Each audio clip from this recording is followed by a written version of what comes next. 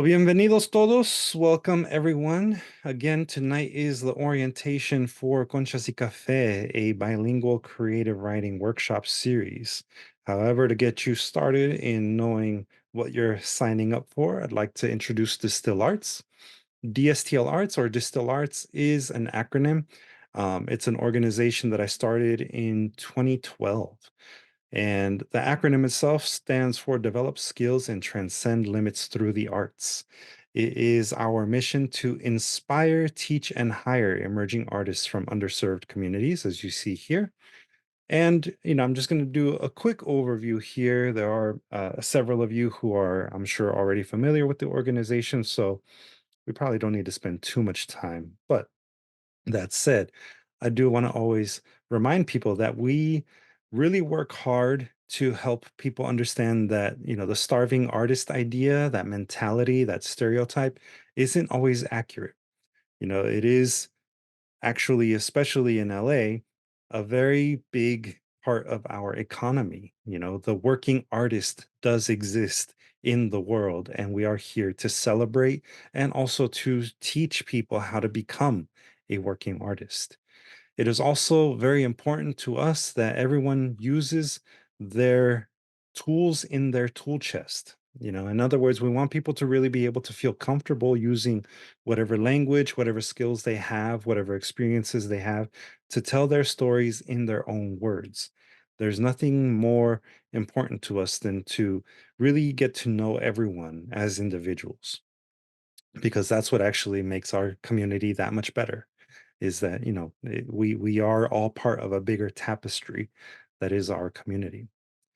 The majority of our programs also culminate in publication. For those of you who are already enrolled into the Conchas y Café Google Classroom, you already have kind of like that shoe in. Your work, should you choose to have it feature in one of our zines, in the next Conchas y Café zine specifically, you are going to have a lot less, let's say, how should we call it? We will not be gatekeepers for you in the same way that we might for other people who aren't enrolled. Not to say that it's difficult to submit, but we do, encourage people to really enroll so that way you get the benefit of the structure of our class, which I'll talk about a little bit more. Also, we kind of view ourselves as coaches, both me and Abraham and Angie, who has also joined in tonight. We view ourselves as coaches for you. We try to do our best to just kind of teach you the ropes. Give you our insights and input as best as we can. By no means do we think of ourselves as the ¿cómo se llama? We don't think of ourselves as like, the know-it-alls. We don't know everything about everything, but we do at least know what we're talking about when it comes to our art. Um, and I don't know what if I mispronounced conchas. I'm sorry. Thank you, Abraham, for calling me out there. But we also through all of our different programs, we believe that the review process and constructive criticism really are part of the learning process. So we do try to teach through that dialogue, and in a lot of ways, our classes are always interactive. There might be some times where it's more interactive than others, like today. It might not be as interactive as usual, but we do definitely encourage people to chime in.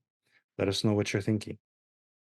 So, y aquí, como les digo, tenemos toda la información en español, por cuestiones del tiempo, para no perder mucho tiempo y para no tomar mucho tiempo, mucho de su tiempo. Vamos pues, ofrecerles la información en español. Y como digo, si tienen alguna pregunta, por favor, usen el chat para pues, indicar que tienen una pregunta y que necesitan que traduzca un poco.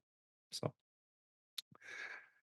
um, our various programs include not only the Conchas y Café Bilingual Community Writing Workshop series, which is the reason why you're here tonight. It is a 15-week series, which is something that I want to make sure that we establish from the beginning. Over the next 15 weeks, beginning with today, we will be exploring a theme. The theme this time around is through the lens, meaning, whatever you interpret that theme to be. And anyone who is watching and hasn't enrolled in the class, you are welcome to submit to the zine through our website as long as it is part of that theme through the lens. And, of course, we always encourage you to fully enroll in the class to get the benefit of, workshopping your pieces. But again, it's not a requirement. And for those of you who are here, we definitely are happy to work with you much more closely. Art Block is another one of our publications. It is also a podcast. On a monthly basis, Abraham and I interview artists from LA County and beyond, and we have conversations about art. Meanwhile, the publication that we produce is, as we call it, our love letter to LA. It is always themed, and it is something that we put out once a year, but it offers, especially LA-based artists, a platform for talking about what it means to live in LA, their own version of LA, we should say. So we definitely encourage you to check out our website and check out the Art Block Zine submission guidelines. Then we have Artistic Zine, which is specifically for neurodivergent artists. We celebrate the work of individuals who identify as neurodivergent across the US. So it's not just LA based artists. This is open to artists who live across the United States. And again, this is specifically for neurodivergent artists only. Um, it's a community that is incredibly creative and definitely has a lot to say. So we really do try to celebrate them through Artistic Zine. We also have our Creative Impact Workshop series. It is an annual series that changes its theme over the course of the year, or from year to year, I should say. And we have teaching artist interns who are part of our Poet Artist Development Program who help to develop the workshops themselves. We have one coming up on February 17th. We're going to begin announcing the registration for it. But this year's theme is LA Transit, and we're trying to explore the impact that the development of mass transit has had on LA, on our communities, and of course, on our environment. So we really do encourage people to, think about different ways in which our community is impacted by bigger structures, bigger systems that, sometimes take us into account, sometimes they don't. So, again, you can always learn more on our website. And our original program is the Poet Artist Development Program. In this program, we mentor emerging artists over the course of at least a year, sometimes 2, 3 years. And we encourage them to develop a manuscript that could be potentially published by DSTL Arts, while also teaching other skills related to entrepreneurship, how to become a working artist. That is the very first program that DSTL Arts started with, and it is going to be the program that we will always have for our community. And as I said, you can always learn more on our website.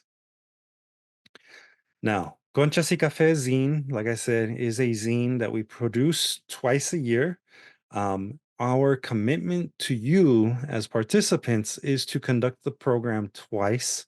Each time it will be 15 weeks long, and it will always be bilingual. So all of the materials that we provide you will be translated. Whenever possible, we will always conduct the workshops in both languages. To some degree, we will code switch throughout the period. Again, at the culmination of every 15 weeks, we publish 2 new issues of Conchas y Café zine. And again, you are welcome to write work that is in English, Spanish, both, or even other languages. We want you to genuinely want you to use every tool in your tool chest. And as part of the publication process, we also celebrate the release. A lot of times it's with a public reading, although the pandemic did kind of change our definition of a public reading. So we have had in recent months, individuals actually record their work and then we put it together as a special, I call it a mashup video of people performing their pieces. We also use our social media to also encourage people take a listen, share their work through our social media reach. Um, our expectations of you, for those of you joining us, it seems like it's a long list, but this long list is actually kind of repetitive because we have some things that we really want to make sure you understand. So it's very important that you are actively participating in the creation, editing, and submission of your work for critique. Like I said before, critiquing is one of the things that we use as a tool to teach new skills, and it's also really important that you dedicate the time necessary to make these things happen. So that's why we ask people to actively participate in this. Also, we do not accept work that is AI generated. So artificial intelligence is becoming more and more of a tool for people, but we're trying to keep it old school. So we want everyone who is participating in these programs actually um, really actively doing the work themselves. um, and to answer the question that I see here in our Instagram live feed, the program that is for neurodivergent artists is Artistic Zine. I'll show that in a moment later on the on the screen. For Conchas y Café, we also expect people to attend most of the lessons and workshops in a timely manner. It is not necessary to attend every single one, especially the lessons, because we are always going to record them. If you are unable to attend them, you can always watch the recording a day or two later. We usually post it on our um, Google Class along with the handout, and you can watch it, when it's most convenient for you. However, if you are committing to being in the program, we ask that you do commit to attending all of the workshopping sessions, especially in a timely manner, because that's your opportunity to not only learn again from everyone else in your assigned cohort, but it's also an opportunity for us to get a little bit more, we'll say, in the weeds for you when it comes to little techniques and skills. And let me paste this for the person asking on Instagram Live. I just posted, sorry, the web link for Artistic Zine. Again, if you're unable to attend the lesson when it's happening, you can always watch the lesson recordings afterwards, as I mentioned, on the class Google Classroom. When it comes to the workshopping sessions, we ask that you provide genuine constructive criticism on the work that is submitted to you by your compañeros in the class. Every person is going to get assigned a cohort. It's going to be a small group that you will be working with over the course of the next 15 weeks, and they will be providing you with constructive criticism. If you feel like that is not something that you're able to participate in because of time, because of work, etc., you again don't have to necessarily attend the entire part of the class. You can still submit to it, to the zine. However, this is one of the big parts of this particular program, and we really do encourage people to be actively participating in that component, which means also actively giving constructive criticism. It's also very important that all of you encourage and promote a safe learning environment, free of judgment, bias, and prejudice. It's really important to always recognize your own personal biases. Some people might find artwork to mean, one thing, whereas another person's idea of art and artwork could be another. That particular bias is important that we understand, that we see in ourselves, and have an open mind to other people's interpretations of what art is, because art is very subjective. One subject might be, highbrow, one subject might be lowbrow. In the end, we don't think it's about any kind of brow. We just think about it being effective or not, if it's telling the story that the artist wants it to tell. So, as part of that, we always treat the work with respect, and in that way, we are creating a safe learning environment. Again, we're not here to judge the other person's artwork. We're here to simply offer critique to improve the artwork and how well it is telling its story. As part of that, and as part of the critiquing process, again, it is really, really important that you dedicate the appropriate amount of time that you might need as an individual to take in the artwork, to read it, if it's poetry, to view it, if it's photography, since this time we will be exploring photography. There's going to be a certain amount of time that you will be requested to invest in the work of others, and of course in your own work. You being here tonight is an investment in yourself, and I celebrate that. I encourage that. And remember that other people who are in the class are also putting in that investment. So as much as you're investing in yourself, you're also investing in others by being in our program. And if at any time you feel like you have questions, you have doubts, if you need to step away from the program for like a week or so, we ask that you actively and openly communicate those things with us, with myself, with Abraham or Angie, or all three of us all at the same time. You can always communicate with us. You can let us know if you are, finding things challenging, if there's modifications that you need of us. We're always open to hearing your requests, questions, all of those things at any given time. And it's especially important that you let us know if you are ever in a situation where you feel like another person isn't living up to these expectations that we're asking all of you to follow. If at any point you feel like you are not in a safe environment, or like your work is being judged in a particular way that makes you uncomfortable, please, please, please let us know right away. That way we can address it, and that way we can also uh, potentially make modifications to your cohort if necessary. So know that we are here for you, and that we really want to make you feel as welcome at all times as possible.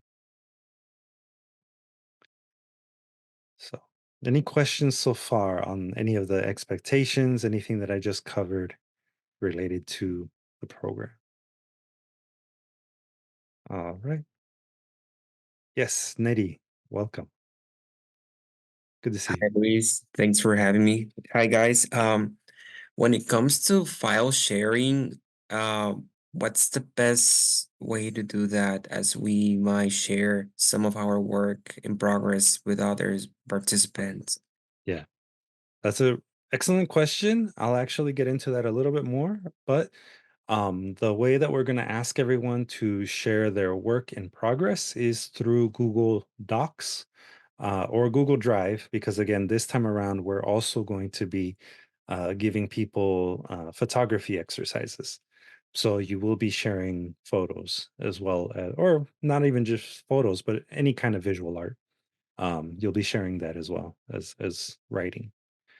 And for people who aren't familiar with that, I will have a quick little tutorial on how to do all of those things in a moment. But thank you for asking, Eddie. Any other questions? No? Pues a seguirle. So again, there are two basic components to the program. The creative writing lessons, which are done every other week, and then the opposite weeks are writing workshop sessions. And again, a note, everything that we do is going to be predominantly virtual. This program, although in the past it was an in-person program, moving forward, we have decided that for most people, it is much easier for them to participate using a combination of Google Classroom and Zoom. So every single week, using Google Classroom, I will share the link for the Zoom session. And this will also be an opportunity for everyone to ask questions as a group, to share information as a group. And also, this will be a way for Abraham and I to really, kind of troubleshoot with anybody who is having difficulties in the program. So be sure to always be aware of your email, and also know that it is not a requirement that you have a Gmail based email. It can be a Yahoo email, it can be a Hotmail email, iCloud, whatever. As long as it gives you access to, your inbox, and potentially your spam folder, if in case you get our announcements to your spam, as long as you have access to your email, you're going to be okay. And so, with the creative writing lessons, they will be focused mostly on creative writing, as well as, again, this time around, on certain activities that are related to photography and ekphrasis. The lessons that we offer through the creative writing lessons will again be recorded. If you're unable to make it to one of the sessions, do let us know just as a courtesy, let us know in advance of the class. Um, but they will be recorded, and the lesson recording will be posted to YouTube, and the handouts will be posted to Google Classroom along with a link to the YouTube video. Um, so that way it will always be in one single place for you using Google Classroom. It'll always be under the classwork tab on Google Classroom, which will make sense in a moment when I show you what that looks like. But again, all of the links and everything will be shared at least a few hours before the class starts. The writing workshop sessions, those are going to be based on your cohort. We're going to meet on Zoom, do breakout rooms, and then after you get started with the breakout rooms, you will then have an opportunity to share your work with your group, either on the screen. But in order to not spend too much time trying to figure out who's going to go first, we always ask that you submit your writing or your artwork to everyone in your cohort by email using Google Docs no later than the Friday before the workshopping session. So, like, as an example, if it's, say, me, Abraham, and Angie who are in a single cohort, the Friday before the workshop day, I will be responsible for emailing my work using a Google Doc link to both Abraham and Angie that Friday before. That way they have the weekend and Monday to open the document, maybe read it, and be prepared to come with constructive criticism for me to improve my writing. The way that it's going to break down is that we'll have our very first creative writing lesson on February 13th. So, a few days later, on February 16th, that will be when your homework, quote unquote, will be due. That's when you submit your writing or whatever it is that we ask you to create to the people who are in your assigned cohort. Then the following Tuesday, on the 20th of February, that's when we will meet on Zoom, and we'll have breakout rooms where you will be meeting in the small group with your cohort, and either myself or Abraham or Angie. And we will have you basically giving each other notes on how to improve your work. All the cohort assignments will be done after next week. We're giving everyone an opportunity who maybe missed today to come next week, get a brief overview on how to give constructive criticism, and also, hopefully, if it works out, an interview with a photographer who does actually the type of work that we're going to ask you to do over the course of this 15 weeks. So, all of those assignments, the cohort assignments, will happen after next week. Julie, I see you raised your hand. So you said, Luis, that we send our homework Mhm, to um, you and to um, Abraham and to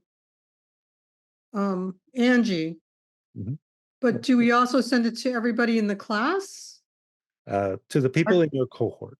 I mean, the cohorts, yeah, my cohorts. Yeah. Right. Okay. So in addition to you three, my cohorts as well. Okay. Thank Mhm. you. Yeah, and then that way, like if in case, one of us is sick or something like that, the others will be able to basically have access to your work. If Okay, in case a cohort needs to be merged with another one. okay. Thank you. And again, your cohort assignments will happen after next week. So after next Tuesday, you will be, given the email addresses for the people who are assigned to your cohort. It's very, very important that you use the email addresses only for sharing your work. Um, Obviously, relationships do develop. Friendships have developed over the course of our programs, many years of being offered to the community. So, you can definitely communicate when it comes to the class. However, we ask that just be mindful and respectful of other people's privacy, and don't share those email addresses with anyone else outside of the class. And of course, don't like share spam and those kinds of things through the emails either. Just again, be mindful and respectful of other people in the class. Now, you'll notice as you go down the list of dates here, again, it's already all mapped out for you. This is when you can expect to have the lessons, and this is when you can expect to send your work to your cohorts. And then these are the days when you will have the workshops. You'll notice that the final day for submitting work to be featured in the Conchas y Café zine is May 7th, 5/7. May 7th is, there are no exceptions. That is the very last day that you can submit something to be featured and published in the next issue of Conchas y Café zine. I will not accept work on May 8th, 9th, 10th, or any time after that. May 7th. The only time I will make an exception to this is if a person is having particular difficulty submitting their work using Submittable. And on this very last Tuesday, May 7th, I will, for anybody that is having difficulty submitting work, I will have an office hours session on Zoom where using whatever, tools I can over Zoom, I will show you how to submit work. But it is not going to be a day where you will be able to get more critiques. I'm not going to help you like, you know, make final edits to your work on that day. That day is only for helping you upload your work to Submittable for review. So, but as you can see, you have nearly 14 weeks where you can ask questions and get help with your writing and photography this time around. So, y como digo, aquí tienen los componentes y nomás para ser muy claro, el último día para entregar sus obras de arte es el 7 de mayo. No hay excepciones, menos cuando hay gente que tiene problemas al subir su trabajo por medio de Submittable. Aún así, ese último día, el 7 de mayo, yo voy a ofrecer lo que le llamo horas de oficina por medio de Zoom, en donde uno que tiene problemas con Submittable am, pueden acompañarme por medio de Zoom y podemos averiguar cuál es el problema que están ah, experimentando al subir su trabajo. Así que aquí ya tienen su calendario de las fechas de las lecciones y también de los días de los talleres de crítica. Así que ojalá y ya estén listos para aprender. All right. So, a quick overview on how to use Google Classroom and Google Workspace. Again, you do not need a Google specific email address. If you are able to already register on Google Classroom using whichever email address you used, that will be the same email address that you use for not only logging into Google Classroom, but also it is the same email address that you will use to get access to Google Workspace, which includes things like Google Docs and Google Drive. Um, you might hear me say Google Workspace, but just keep in mind that that's like all of the different Google apps that allow you to do productivity type of things. We're going to mostly focus on Google Docs and Google Drive for this time around. Google Docs is basically Google's version of Microsoft Word. If you're creating your writing in Microsoft Word or Apple Pages, you can still share them.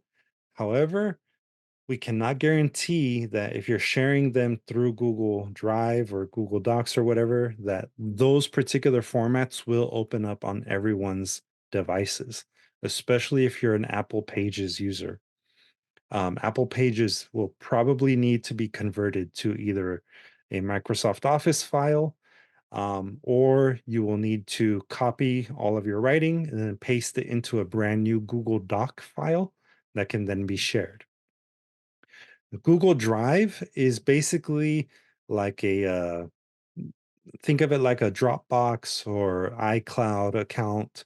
Google Drive is just a storage space that lives on the cloud, on the internet.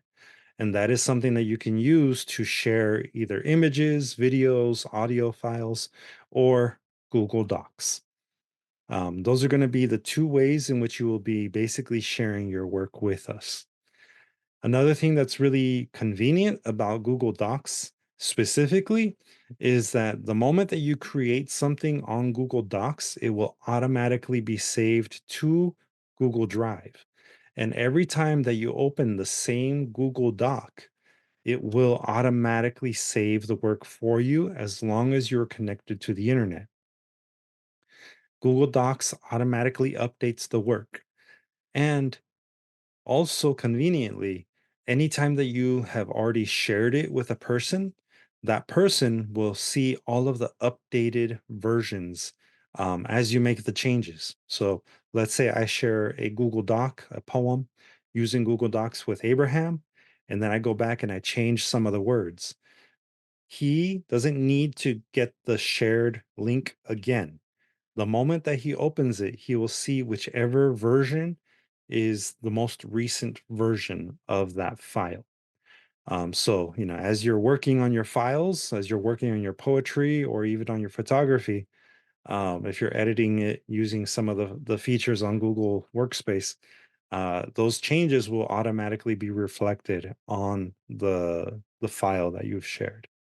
So at any point, a person will see the most up-to-date version as long as they use the same link. Como digo, Google Docs y Google Drive son muy similares a las apps de Microsoft y de Apple. Dependiendo de cuál sea su preferencia, Google Docs al último va a ser el método que vamos a usar para compartir trabajos. Para las personas que quizás no sean muy familiarizados con estas apps, voy a dar un poquito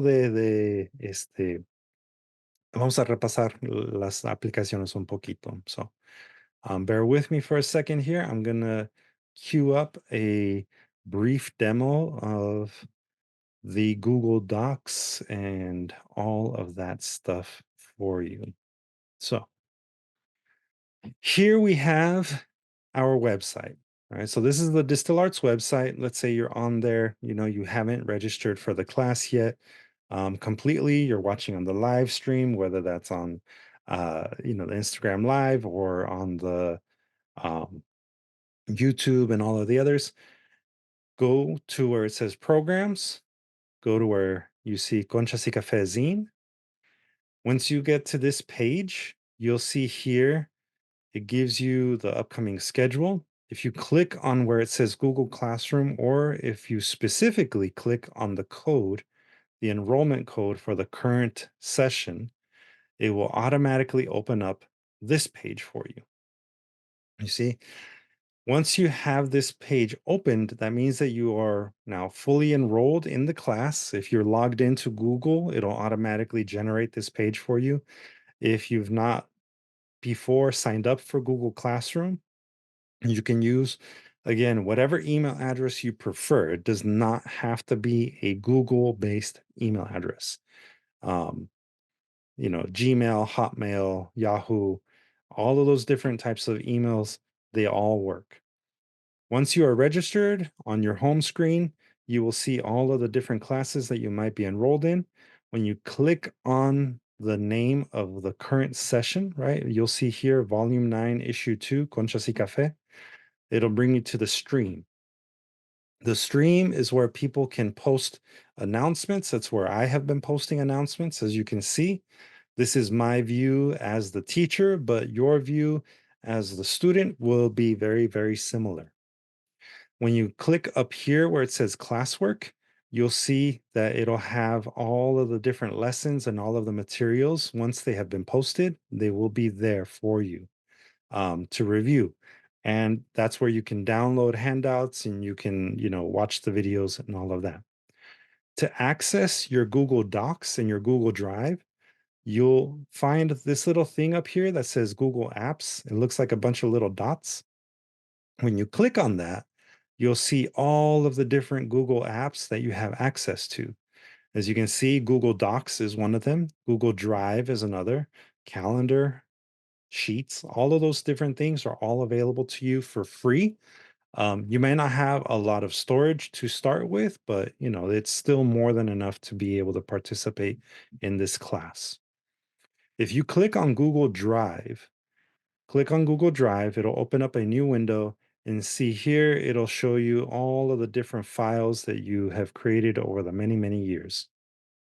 Now, it'll also show you work that has been shared with you by other people, and it'll show you work that you create within the apps themselves.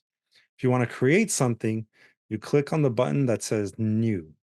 And then here, it gives you all of the different ways in which you can create something. Let's say I'm working on a poem. I'm going to go over here to Google Docs, click on that, and again, another window opens. And here we have what looks like a word processor. Your word processor is going to have all of the same basic tools that you see on things like Microsoft Word or on Apple Pages. If for some reason it looks like this when you open it up, just know this little arrow right here will show you the full menu.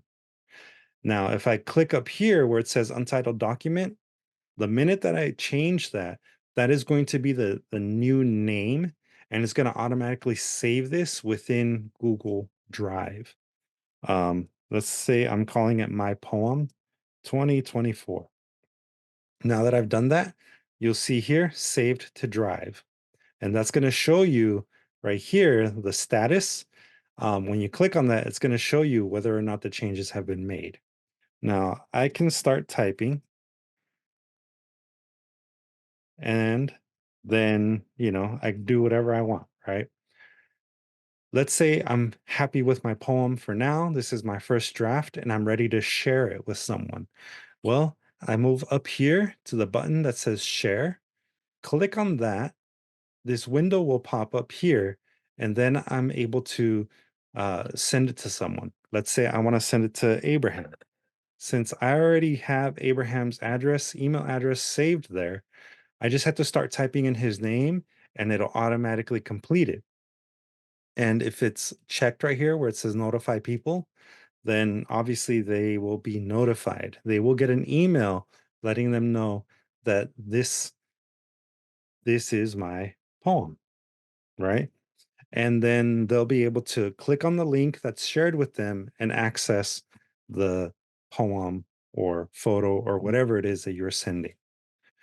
If it's, say, someone who I've not met before, whose email address I don't have saved, you just simply start typing in here, um, like, let's say that's it right there at Gmail, and then it'll create kind of like a little bubble that allows you to see who it's being sent to.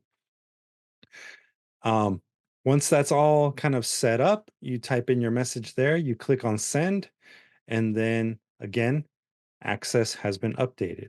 You'll see if it was properly shared when you hover your mouse over the button that says share, right? It'll say shared with however many people you share it with. Now, Abraham probably just got an email letting him know that I shared this work with him. And so he can go, he can open it, and then he'll be able to make changes.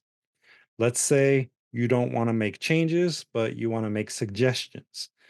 You go up here to where it says editing, and you change it to suggesting. When you change it to suggesting, then another person will be able to see your comments, but you won't make any actual changes to the work. And as you can see, Abraham already accessed it. I know that Abraham is accessing it because his little icon just came up right there. See? And now he let me know he got it, right? When you highlight the writing that's in here, you can add notes, right? You can make changes. If it's something that you agree with, you hit the accept suggestion, right? Or you can just clear it out and then, you don't have to do anything. This is the basic way for using Google Docs. Now, let's say, I step away from it, I close my window. If I go back over here to Google Drive, I'll be able to find my new piece of writing by clicking on my drive. And then here it is. See, it automatically saved my poem. And if I double click on it, there it is. I just got it back. Now, let's imagine, for example, that I'm done for the day, right? I don't really want to do any more work. But tomorrow I come back, I just go again to classroom.google.com. As you can see here, I go there, and here's my class. I'm able to log in there. I don't have to go into the class to access that file again because it's all going to live up here under Google Apps, right? I click on the little button that says Google Apps, and I can either go to Google Docs or I can go to Google Drive. I have the choice. This time I'm going to go to Google Docs first. And see, this looks a little bit different, but look right there. My poem 2024 is right at the top. And again, all of the changes, all of the suggestions, everything is still there as I left it. Nothing has changed.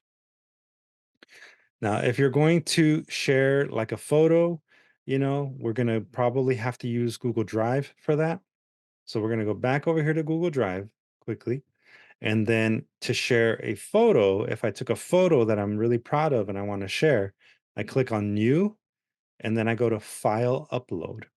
When I go to File Upload, a window will pop up that will allow me to choose what file I'm going to be sharing from my computer, from my device. So um, that's how you share photos using Google Drive. It's not that different from doing like an email attachment, but it is at least a slightly different tool that you may or may not be familiar with. Will give you as much time it takes to learn how to use it. And of course, if you have any questions on how to use these tools, we're more than happy to help you along the way. So, does anyone have any questions so far? Yes, Julie? So uh, the Google Drive apps window, there was a little window for contacts. Mhm, So let's say I have my little cohort group. Um, can I put all of my cohorts as contacts mhm. and then they'll automatically show up? Yep, that's right. Thank you. Yeah, no problem. And again, you'll get those email addresses shared with you after next week. So once we have kind of an idea of how many people are in the class, we'll be able to then start splitting you up into cohorts. And again, over the next 15 weeks, that will be the group with whom you are sharing your work with. Any other questions? I know that was a lot. So we'll go ahead and continue here with our handout. There isn't that much more actually to go over.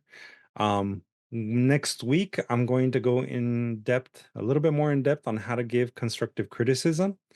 But again, it's really important to remember that that is a part of this workshop series. Every other week, we will have workshops where we're encouraging people to give feedback on other people's writing or photography in this case. Ms. Luce, I see you raised your hand. Yes, hi, Luis. Good evening. I just didn't quite catch whether you said you're gonna cover how to upload photos, or did you cover it right now and I missed it? I did just cover it. Okay. It's very similar to sending something as an email attachment. But the nice thing about doing it through Google Drive is that people can actually add comments and give you feedback all in one place, so that way you're not like going through multiple different emails as people respond. Um, So how do I get from a photo on my cell phone yeah, to attaching it onto a Google Doc? for sure. So let's assume that you've already logged on to Google Classroom. Once you're logged into Google Classroom, up here where the little multiple dots are, you click on where it says Google Apps, and you'll go to Google Drive, right? So from Okay. Google Drive, that's where you'll be able to upload anything. And if you have Google Drive installed on your phone, it's even easier. Um, if you don't have it installed on your phone, but you do have the ability to transfer the photo that you took from your phone onto your laptop or your other device, this is the way that you'll do it. But if you have it again on your phone, Google Drive installed on your phone, you just simply open up the app and click on New and then File Upload. All right, so it's the same process, just depends on which device you're doing it from. So once you click on File Upload, a window will appear and it'll allow you to select whatever image or file it is that you want to upload to Google Drive. Once it's uploaded to Google Drive, then you can, using the More Actions button here, that's how you can then share it. Or you just, again, like we did here, you open it, right? And once you open the file, you can use the share button that's here. So it works very similarly, whether you're doing it through an app on a tablet or on a cell phone, a smartphone, or if you're doing it through your laptop, let's say, or personal computer. So once I believe I do have Google Drive on my cell phone, Mhm, so I'll be able to um open it, a mhm. new file, and then attach a photo from my photo file. Correct. Yeah. Okay. Okay, I guess I'll just have to fiddle with it. Yeah. Um, I because this is kind of like a new thing that we're doing for this time around, since this is the first time that we're doing photography as part of Conchas y Café. We'll kind of walk people through the process of sharing, when we give our first assignment. So it won't be hopefully too overwhelming for anyone who's not. Challenging. Well, I'll mess with it and before that time comes, so hopefully I get the knack of it. Thank you so much, Luis. Yeah, you're welcome. And again, if you have any questions at any point about how to do these things that we're asking you to do, you can always email us. For those of you who have been around long enough and to have even my cell phone number, and you can always call or text as well. So now, again, the purpose of giving constructive criticism as part of our workshops is, it's a way for us to learn from one another. Our work is not always going to be that obvious. We might, in our own mind, think, oh, I'm getting my message across, but it's always really useful to be reassured that your message is getting across to other people. So, constructive criticism plays a very big part in that. There's a couple of things that yeah, it's like tunnel vision. Exactly. Thank you, Abraham. So there's a couple of things though that we do kind of say as like tips for giving constructive criticism.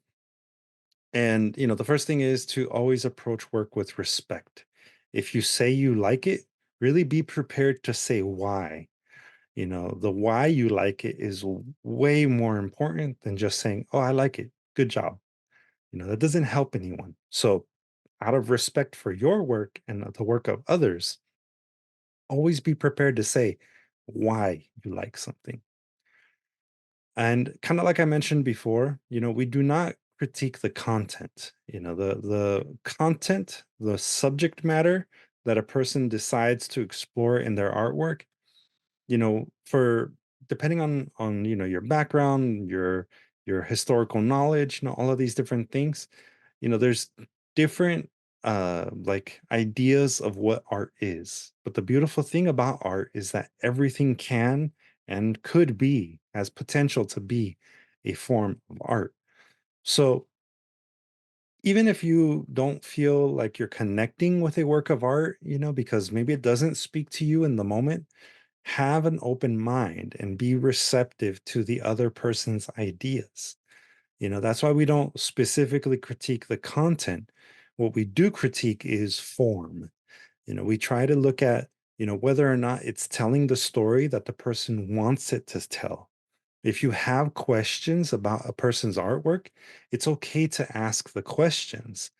It's really more about giving them a sense of whether or not it's actually speaking to you.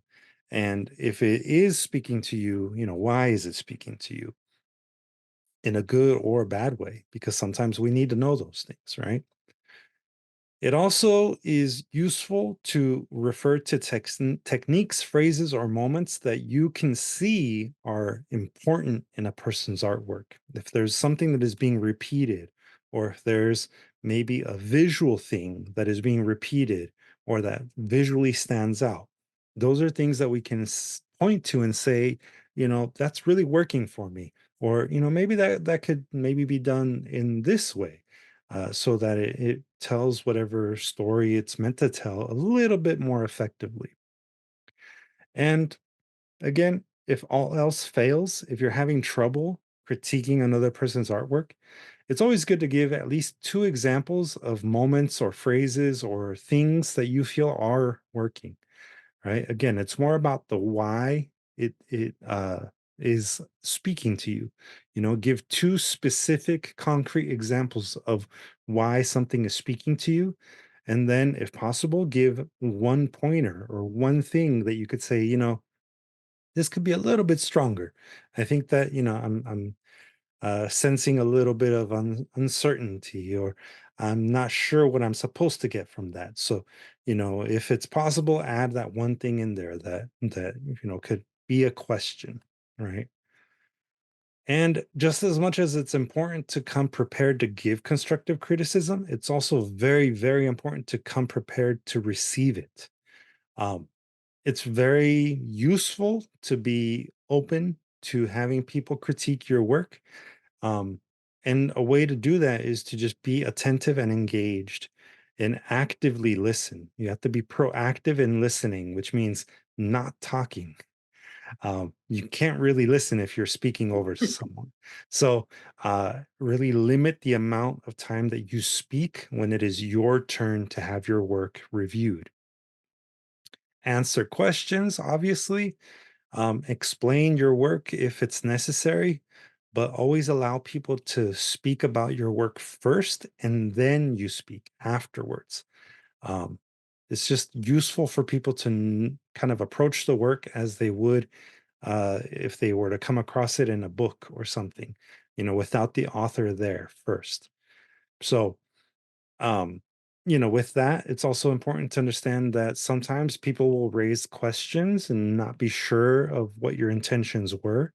And if people do raise these questions, if they're not sure of what they're reading or seeing, then, that's going to be something that other people in the world will also see. This is generally true about the themes, about the emotional responses. If you see that people are picking up on something, then, in your small cohort, they could also be picking up on it in a larger group. And maybe when it's out there in the world, in a person's hands as part of the next Conchas y Café zine. Um, and again, remember, that this isn't personal, right? Critiquing work is not personal, it is transactional. You do it for one person and they do it in return for you. It's really about helping you craft your work so that it's living up to its highest potential. That is the purpose of constructive criticism. It is just to make sure that your work is as polished, as elevated as it can be. Again, we'll go into this a little bit more, and we'll give you some tools, that you can use to kind of come prepared with vocabulary to give people constructive criticism. We're not going to do that too much today, but it is kind of just a way for you to start thinking about the purpose of constructive criticism now. Y aquí también, como digo, tenemos la información en español. Ah, y algo que debería de mencionar es que, ah, aunque el programa sea un programa bilingüe y yo y Abraham somos bilingües, podemos hablar y escribir y leer en español, no todos en el programa van a poder hacer lo mismo.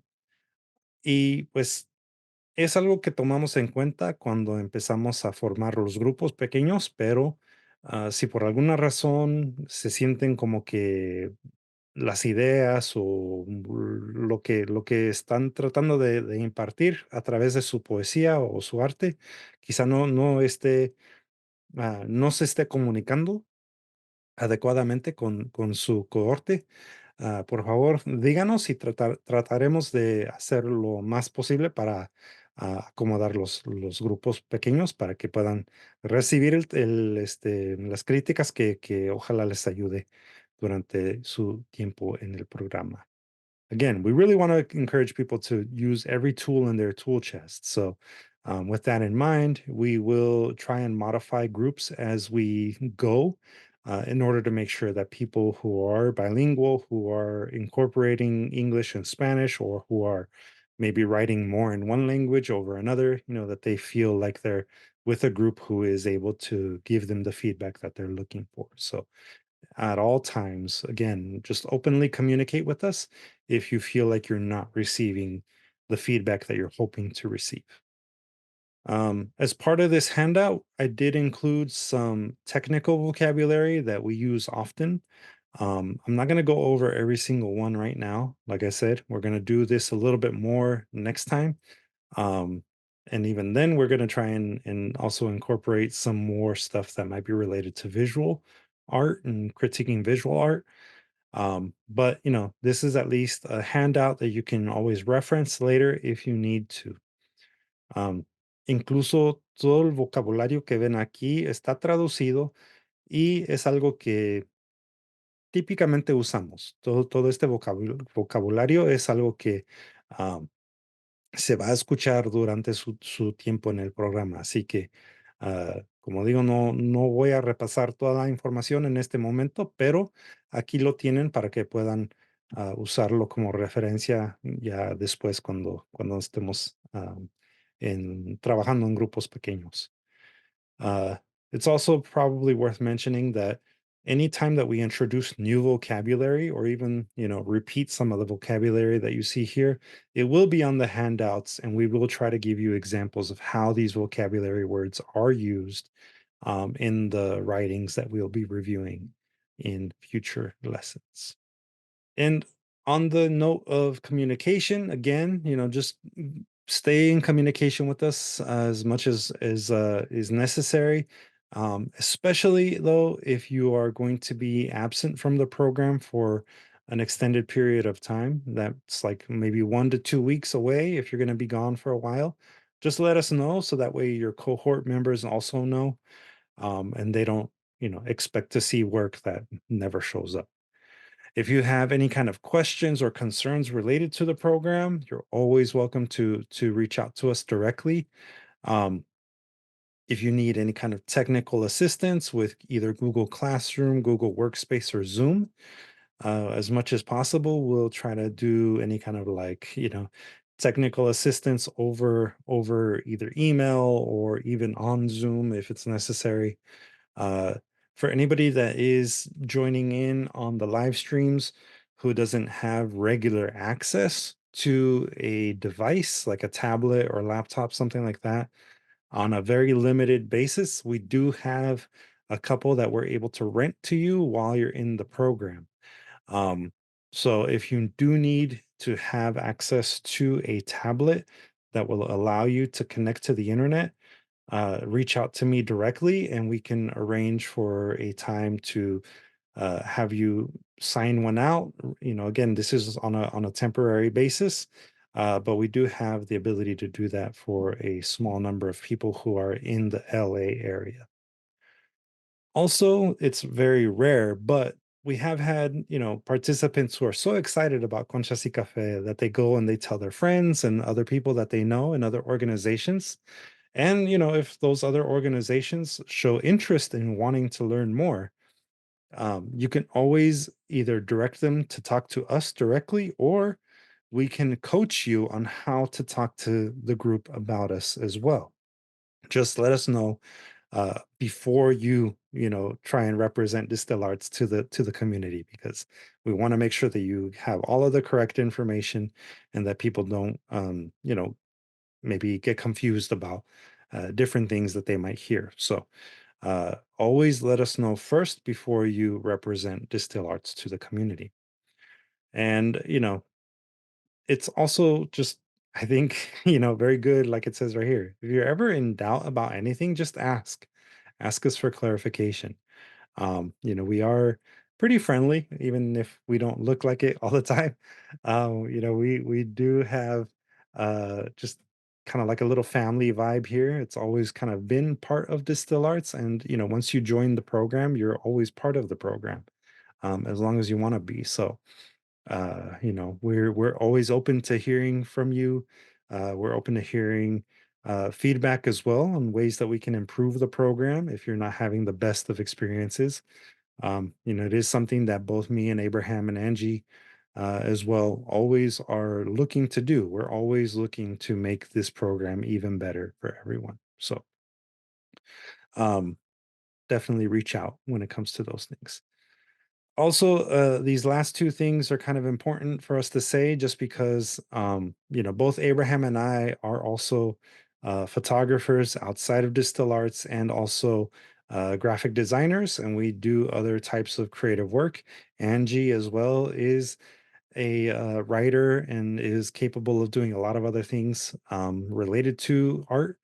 So if you're asking for something that is outside of our programs, like if you want me to do like a logo design for you, just know that our programs are free. It's never going to be a cost to you to do anything related to Conchas y Café. But if you're asking us to do work on a commissioned basis, if you're asking us to do a very specific design for you, we do reserve the right to charge you at our regular freelance artist rates. Um, it's especially to me, it's very important that my staff is properly compensated. I don't want people taking advantage of Abraham and Angie. So just know, if you want them to, like, say, go do a wedding for you, photograph a wedding for you, they have the right to charge whatever they want to charge. Also, we don't accept unsolicited manuscripts for publication. We do get, oftentimes, because we are a literary arts organization and we do publish work, we get people asking if they can send us a book that they want to get published. We don't just accept unsolicited manuscripts.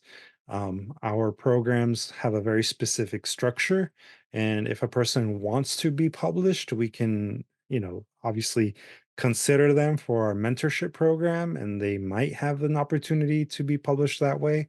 But we don't make any guarantees. And also, if a person just simply doesn't want to go through a program and only wants to publish, then I can refer them to other resources that exist in our community. So, are there any questions related to anything that I just mentioned? Is it pretty clear? Yes, Nettie?